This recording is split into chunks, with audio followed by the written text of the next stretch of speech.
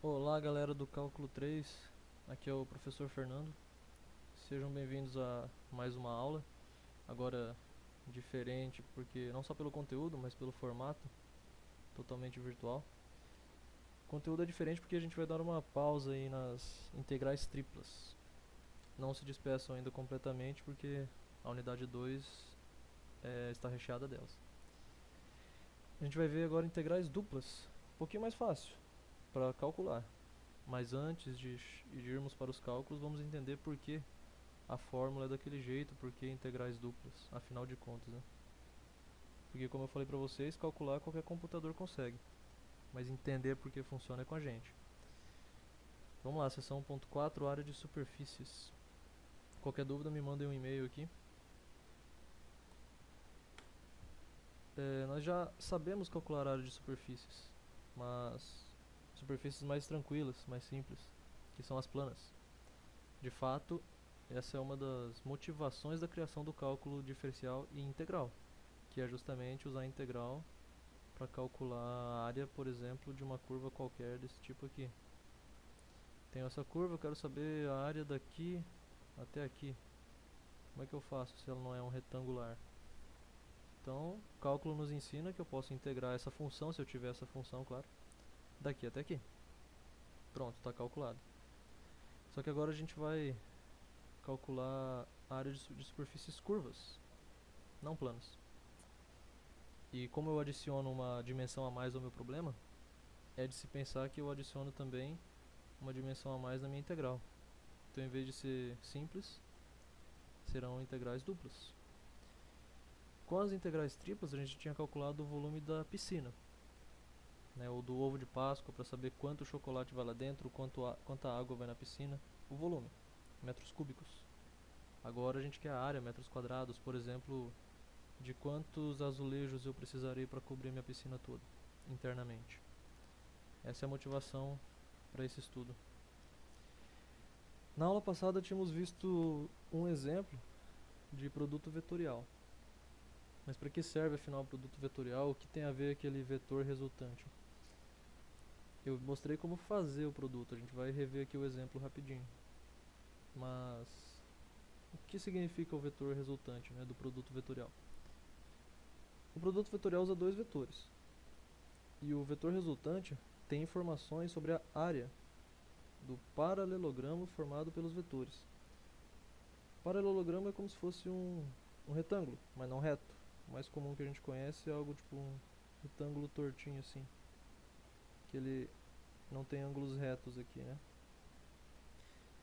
Afinal, se eu tiver um vetor aqui, outro aqui, os dois conseguem formar um paralelogramo se eu pegar as projeções deles. É a regra do paralelogramo, por exemplo, que a gente usa para calcular o vetor resultante, né, entre os dois. Além disso, o vetor resultante é perpendicular aos dois vetores. Então, se aqui eles estão no plano, por exemplo, pode ser no plano da tela que vocês têm aí, o vetor resultante estará saindo da tela ou entrando nela.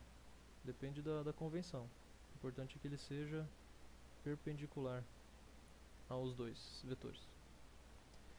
Então, se eu tenho dois vetores u e v, cada um tridimensional, com os componentes x, y e z, o produto vetorial entre eles é identificado, representado por esse x. E eu mostrei para vocês como a gente pode lembrar dessa fórmula aqui. É dado por isso, o produto vetorial. Notem que continua sendo um vetor. Eu tenho aqui os vetores unitários, cada um com suas componentes. Essa aqui é o componente j do vetor resultante do produto vetorial. Para a gente lembrar disso aqui, basta montar uma matriz, um determinante de uma matriz 3×3, em que na primeira linha ficam os vetores unitários, IJK, em x, y e z. Na segunda linha, as componentes do primeiro vetor e na última linha do segundo vetor. A primeira coluna é tudo que tem a ver com x, a segunda com y, a terceira com z. E nós vimos esses dois exemplos com os vetores u e v, em que nós copiamos as duas primeiras colunas ao lado e fizemos a multiplicação em diagonal. Ao todo serão 5 multiplicações. Essa aqui é uma delas, i vezes 1 vezes 5, depois j vezes 2 vezes 2, k vezes 3 vezes menos 2. Depois, no outro sentido, j vezes 3 vezes 5, ficando daí negativo, menos 15j. Depois, i vezes 2 vezes menos 2, pedi para vocês cuidarem desse sinal negativo, com o negativo da fórmula, e por fim essa. Então todos são 6 multiplicações, e o resultado nós tínhamos visto é esse aqui.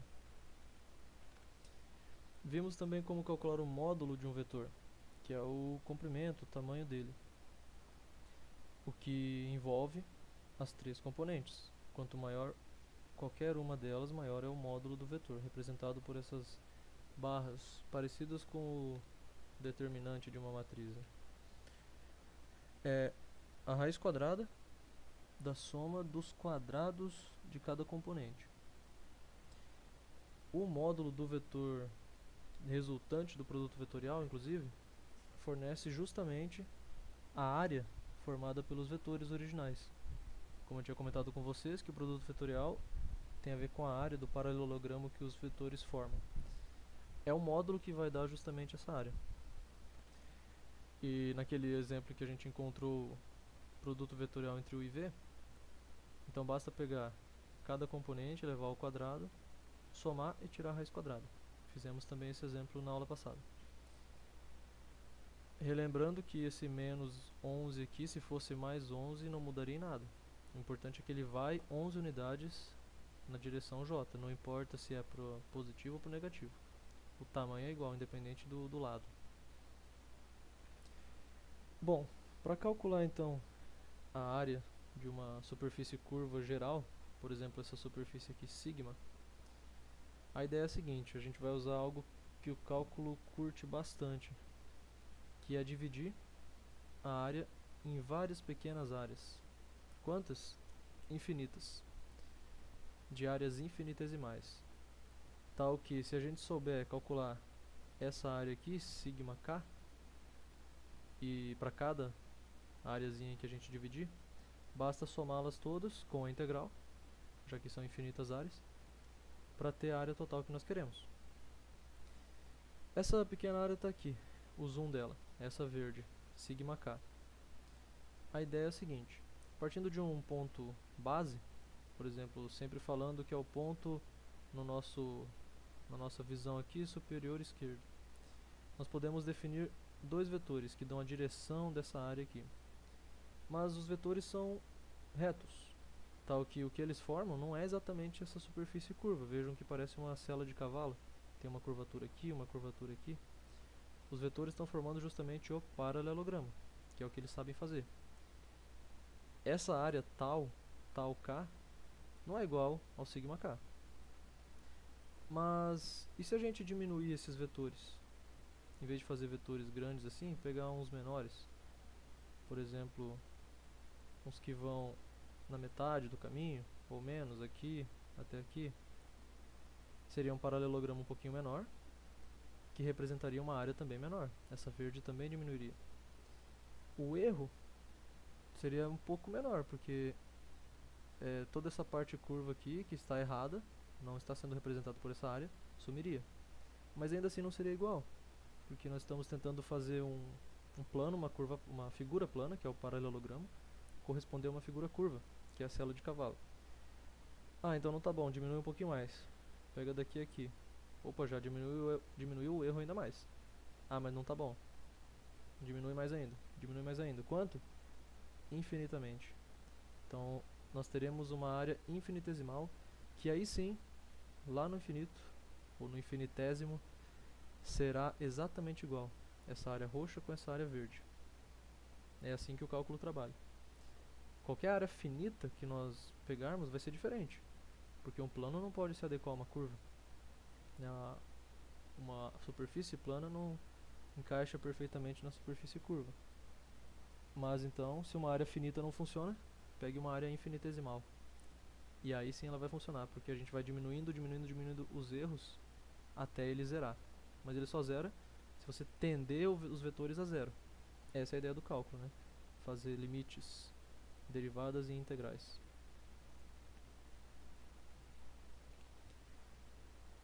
Ok, então se eu conseguir, o que eu quero calcular é cada areazinha verde escura aqui, esse sigma k.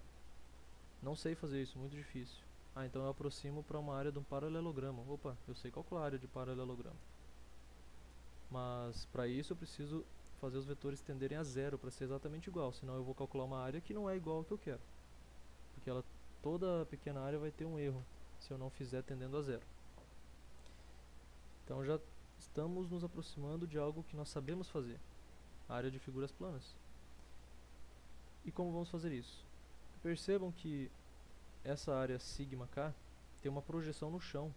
Já fizemos alguns exercícios mentais desses de projetar no chão, para ver o que acontece. No chão, nós temos a área RK, que é um retângulo. Parece um quadrado, mas em geral vamos dizer que é um retângulo. Não precisa ser quadrado, todos os lados iguais.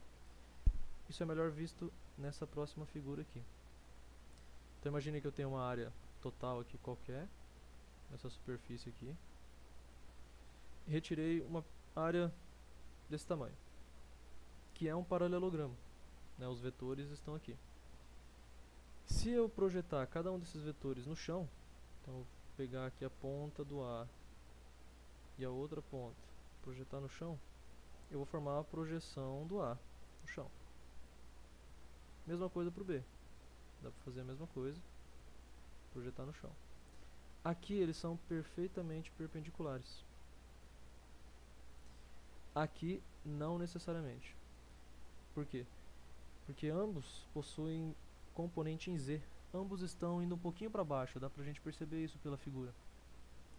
Eles têm uma componente negativa em Z, o Z está indo para cima, positivo, e eles estão indo um pouquinho para baixo.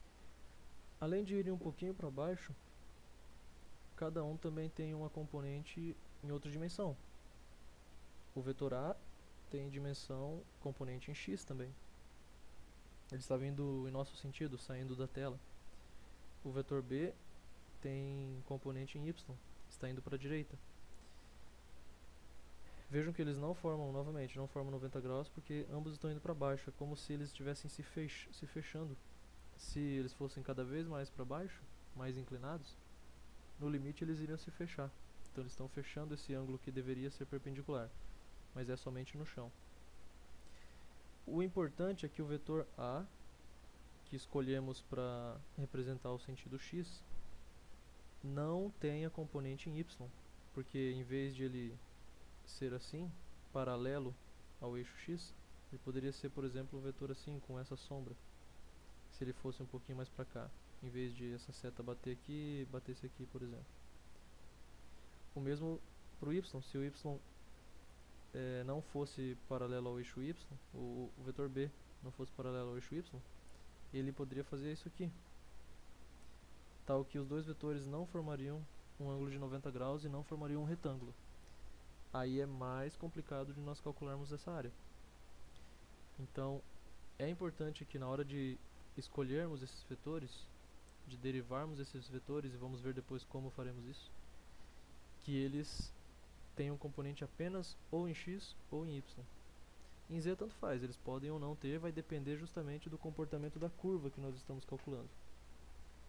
Afinal, se ela é uma superfície curva, é de se esperar que ela tenha altos e baixos. Então eles vão ter componente em z.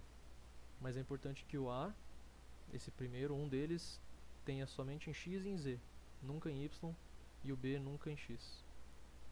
É isso que a gente vai buscar. Então, como já mencionado, o produto vetorial entre dois vetores forma um vetor cujo módulo representa a área formada pelos dois vetores. A direção também representa a área, mas não o valor dela, e sim a inclinação dessa área, já que o vetor do produto vetorial é perpendicular à área formada pelos dois vetores originais, perpendicular. Já o sentido desse vetor, tanto faz se ele é para saindo da área, entrando na área, isso não importa pra gente. Por exemplo, temos um retângulo de lados 2 e 3. A área dele, essa a gente sabe, é só multiplicar as dimensões. 2 vezes 3 dá 6. Mas agora considere que os lados são trocados por dois vetores. 2i, então nós temos duas unidades em x, e 3j, 3 unidades em j. Então nós formamos aqui um retângulo de área 6. O produto vetorial nessa ordem é 6k. Vamos fazer aqui, ó. Então eu montei para calcular o produto vetorial deles. IJK do primeiro é 2i, então ele só tem componente em x, 2 no i, 0 no restante. O segundo vetor, 3j, só tem componente em j. Copiei as duas colunas para cá. Quando nós formos fazer a multiplicação, vamos ver que vai zerar quase tudo. I vezes 0 vezes 0 cancela. Aqui é a mesma coisa. Aqui não. K vezes 2 vezes 3, 6k. J vezes 2 vezes 0 anula. I vezes 0 anula também. E aqui também. Então sobrou somente essa multiplicação aqui, 6k, que é o produto vetorial. No entanto, se a gente calculasse de outra maneira, em vez de fazer 2i vezes 3j, eu poderia ter feito 3j vezes 2i. Tanto faz a ordem, já que os dois vetores são iguais e o produto vetorial vai formar o mesmo módulo. Eu não mudei o tamanho dos vetores para mudar a área entre eles. Então tem que dar o mesmo módulo. E se nós fizermos essa troca e fica como exercício, em vez de fazer 2i vezes 3j, façam o contrário. Vocês vão ver que vai ficar menos 6k. Continua sendo 6 o módulo, porque só tem vetor, só tem componente em uma das dimensões. Continua sendo em k, ou seja, paralelo ao eixo z. Mas ele ficou negativo, mudou o sentido. Em vez de estar indo para o sentido positivo do eixo z, está indo para o sentido negativo. Mas isso não importa pra gente. O interessante é a direção paralela ao eixo z, beleza. Essa é a direção. E o módulo, que é o tamanho da área. Se é 6, se é 6 milhões. Isso aí faz diferença. Mas o sentido pra gente não interessa. Certo, então queremos a área de um paralelogramo. E vimos que se nós soubermos que vetores formam esse paralelogramo, eu consigo descobrir a área achando o módulo do vetor formado pelo produto vetorial entre esses dois vetores. Então a ideia é eu achar esses dois vetores aqui, fazer o produto vetorial entre eles e o módulo desse vetor. Com isso eu descubro essa área. Se eu fizer isso para todos os infinitos paralelogramos que eu tiver, depois eu integro tudo e acho a área que eu quero. É isso que a gente vai fazer, relembrando. Esse vetor A não tem componente em Y e o B não tem em X. Qualquer vetor U, por exemplo, genérico, tem tridimensional, tem componente em X, Y e Z. Isso que a gente pode reescrever como ΔX vezes I, o I com o acento circunflexo de vetor unitário, que está aqui, mais ΔY vezes J, que é o componente em Y, mais, aqui é o K, é ΔZ vezes K, que é a componente em Z. Qualquer vetor tridimensional pode ser expresso assim, ou dessa maneira com os vetores unitários. Para o vetor A, então vamos criar aqui o vetor A. E ele vai ter também, vai ser dessa forma. Delta x, delta y, delta z. Especificamente, vamos colocar aqui delta xa, que é o dele, e não do b. Delta ya, delta za. O vetor A é aquele que não vai para o y, não tem componente em y. Esse aqui. Portanto, y ele é 0. Então tudo isso aqui se anula. Ele tem em x e tem em z. Em z dá para ser mais específico, porque, como vocês lembram, nós geralmente temos uma curva ou uma superfície, seja ela um plano ou não, dado na forma z é igual a, por exemplo, x ao quadrado, na verdade assim, mais 3 vezes y ao quadrado, por exemplo, uma superfície curva. Então nós sabemos como o z depende do x e do y também. Então, se nós conseguirmos expressar esse ΔZ em função de ΔX, vai ser mais interessante, porque teremos uma variável a menos. E nós fazemos isso justamente com algo que já tínhamos visto, que é a derivada parcial. A derivada parcial mostra quanto varia em z, se for de z em relação a x, quanto varia em z a cada passo que eu dou em x. Quanto maior essa derivada parcial, maior a variação. Então eu subo mais ou desço mais, dependendo do valor dessa derivada parcial. Um morro mais inclinado é um morro em que a cada passo que eu dou para frente, eu subo uma altura maior do que num morro menos inclinado. Então a derivada parcial nos dá isso. Já usamos essa ideia antes. Isso pode ser expresso da seguinte maneira: a variação em z para o vetor a é igual, depende da derivada parcial de z em relação a x, se eu multiplicar isso pelo ΔX de a. Então vejam, quanto maior for esse valor aqui, que depende da função, se ela é x ao quadrado, x ao cubo, 3x ao quadrado, por exemplo, quanto maior for isso, para cada unidade que eu vario em x, eu vario mais em z. Quanto menor for essa derivada, para cada unidade que eu vario em x, eu vario menos em z. Então é assim que a gente especifica, coloca uma em função da outra. Isso significa que eu posso reescrever esse vetor aqui, tirando esse ΔZA, substituindo por quanto ele vale aqui. Ele vale isso.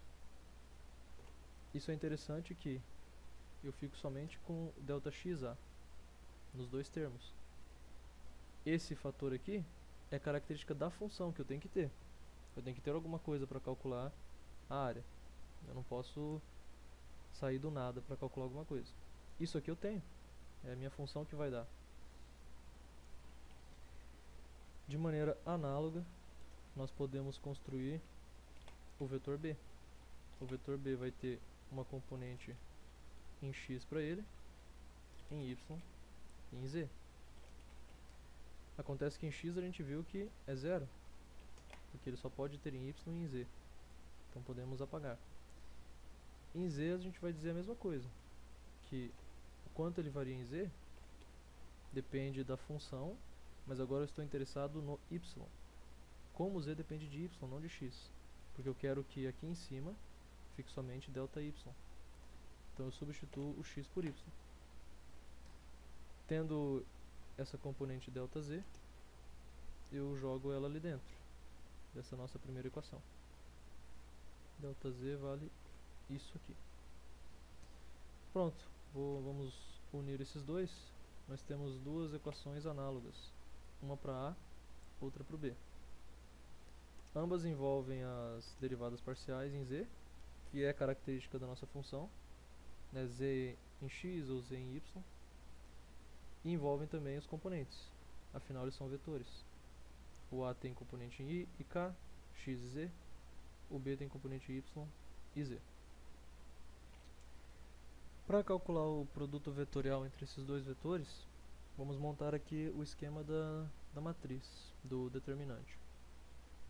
Já copiei aqui do lado as duas primeiras colunas, coloquei os componentes aqui do vetor A, nessa segunda linha, ΔX, 0 em y, é esse com a derivada parcial, e em B a mesma coisa. Quando nós fizermos então o produto vetorial, esse aqui vai zerar, esse aqui também, e esse aqui, nesse sentido, é o único que não vai zerar. Vai ficar ΔX vezes ΔY vezes K. Temos aqui o primeiro termo do produto vetorial. No outro sentido, esse primeiro aqui não vai zerar, então vai ficar essa derivada vezes ΔY vezes ΔX vezes J, que é esse segundo termo, com menos por causa do sentido em que estamos multiplicando. Essa aqui também não vai zerar. vai ser I vezes a derivada com ΔX e ΔY, que é esse terceiro termo, também com menos. Por fim, essa aqui zero, K vezes zero vezes zero. Então nós temos que o produto vetorial de A com B é justamente essa expressão aqui.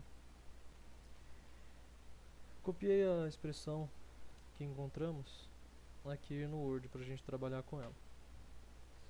Só reorganizei deixando a componente K por fim, pro fim, porque a Z geralmente deixamos por último.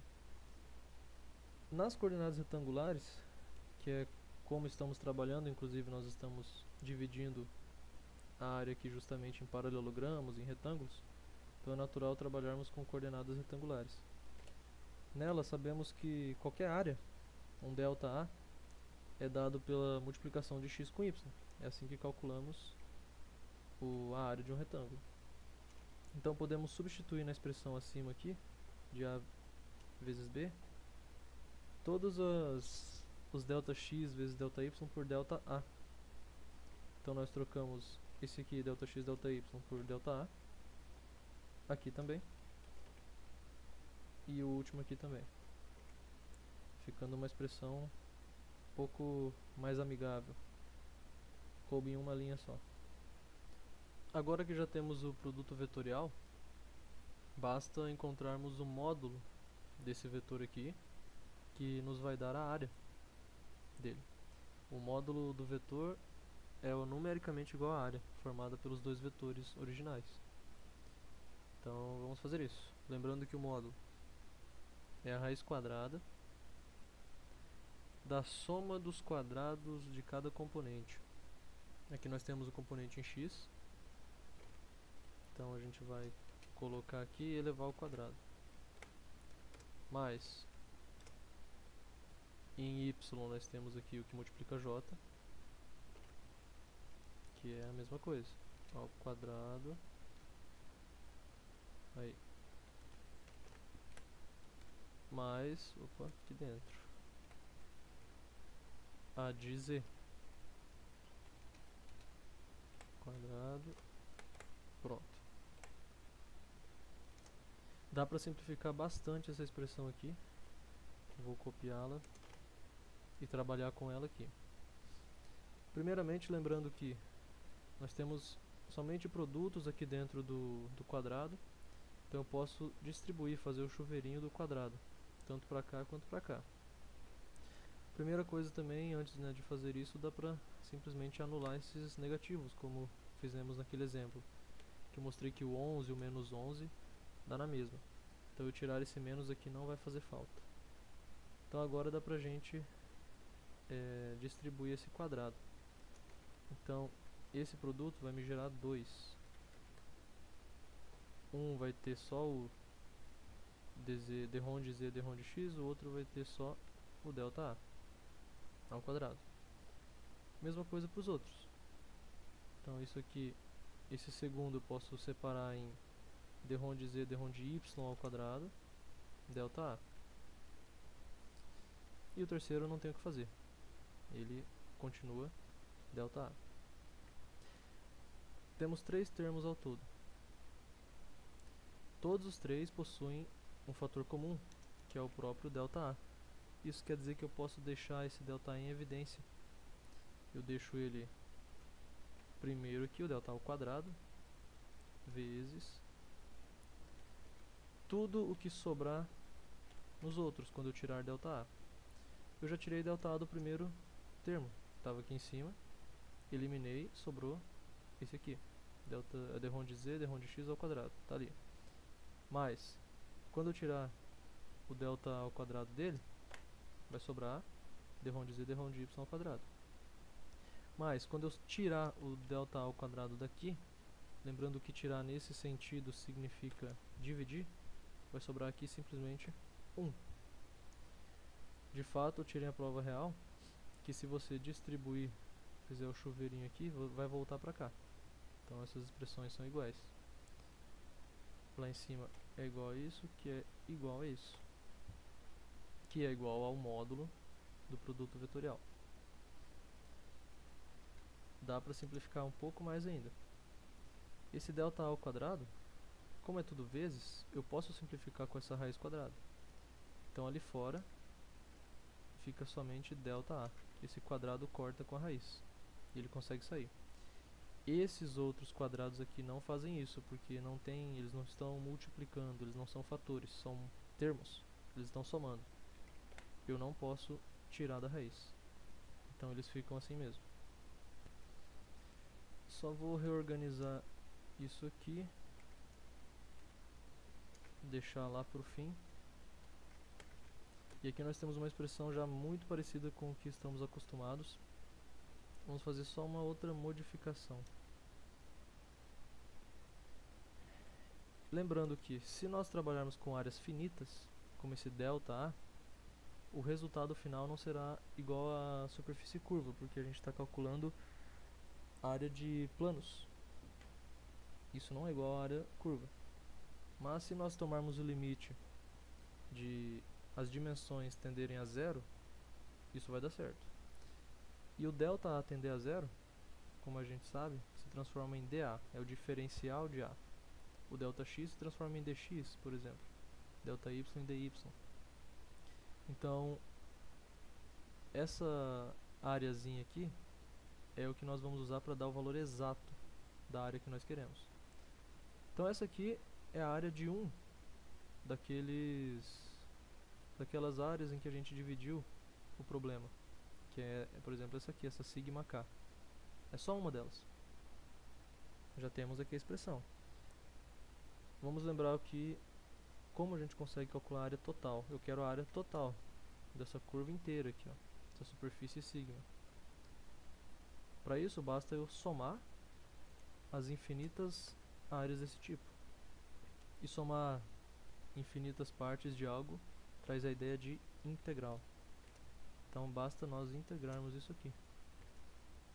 Então a área se transforma, ela não é igual a isso, essa aqui é a área de uma das partes, por exemplo, A de K, mas a área total é a integral justamente disso.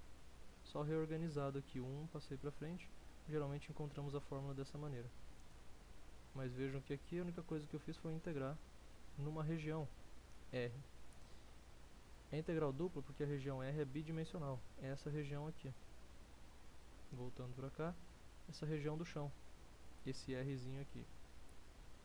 Ou, como eu tinha mostrado naquela outra figura, esse R daqui. Se nós fizermos essa integral, então juntaremos todas as areazinhas infinitesimais. Isso dá a área total. Então a fórmula está aqui e a lógica vem disso que eu falei. Ela nada mais é que um módulo de um produto vetorial. Mas tem toda uma lógica por trás disso. Quem são esses vetores, por que eles funcionam e por que isso aqui dá certo.